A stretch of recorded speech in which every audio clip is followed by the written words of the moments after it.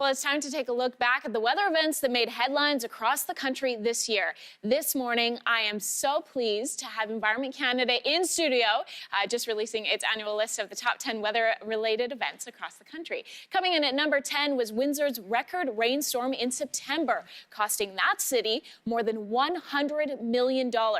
Number 9 was Hurricane Matthew, the first Atlantic Category 5 hurricane in 9 years.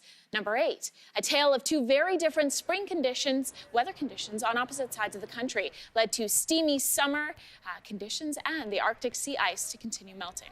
Now joining me in studio with the top 5 stories of the year, senior climatologist from Environment Canada, David Phillips. So good to have you. Thank you, Kelsey. It has been a wild year of weather. Oh my gosh, it's always been in this country. We love weather and it never disappoints us. We've always got something to talk about. We sure do. And the first one we're going to talk about, number 5 on your list, November's heat wave and then the December deep freeze. What happened? Absolutely. You know, winter had arrived on the prairies in October. Farmers had given up. Yeah. And then all of a sudden November arrived and it was like September. In November, we had 20 cities, broke all records in terms of their warmest November. Winnipeg, Regina, Kelowna, Victoria, Vancouver. And farmers were able to get the crop in. It was really delightful. And then a change of month and a change of the weather. And my gosh, Canadians are already fed up with winter, and winter hadn't even arrived on the first day. We saw record cold, Victoria, Vancouver, more snow and cold than they had in the 3 previous years. Temperatures, Kelsey, on the prairies that were colder in the first part of December that were colder than all of last winter. And of course, in the east, the polar vortex, we had gridlock, we had power outages in Atlantic Canada. Hey, we were already fed up with winter. Oh, we were. It came so fast and so hard, and we still got, what, 2.5, almost 3 months to go. Yes, so. That's true.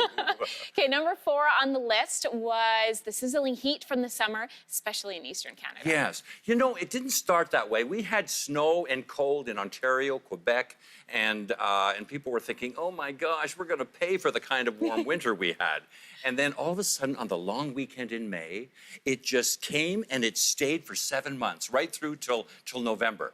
And it was great beer drinking weather in Toronto, good muscle shirt, tank top. 39 days where the temperature got above 30. I mean, that was more than the 3 previous years. Not what's good for beach bummers, but not necessarily good for farmers. A lot of droughts. We saw that in southwestern Nova Scotia, Niagara Peninsula. But the fruit was sweet, wasn't very large, because there was very little precipitation to go along with it. So I didn't know that. It was drought conditions. The fruit would be smaller but sweeter. Exactly. I mean, and we had vintners who were trying to actually irrigated their grapes. They'd never done that before. So, hey, there were challenges, but hey, people in the cities were loving that warm weather. Yeah, they sure were. Number 3, lots of heat doesn't come without a few storms, especially the August-long weekend in the prairies. Why was this one so significant for you? Well, it was significant, Kelsey, because it was a summer of severe weather on the prairies. A lot of heat, as you mentioned. But this one, on that long weekend, $400 million of insurance claims. It was 5 tornadoes. It was just all of the ingredients for powerful weather came about.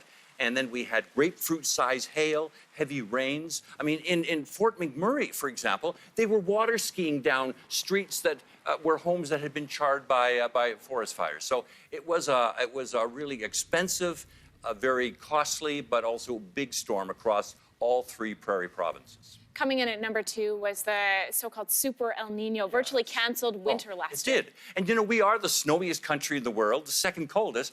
But I can tell you, Kelsey, a lot of millions of Canadians were happy with the fact that they saved money on their home heating bills. Commuting was easier.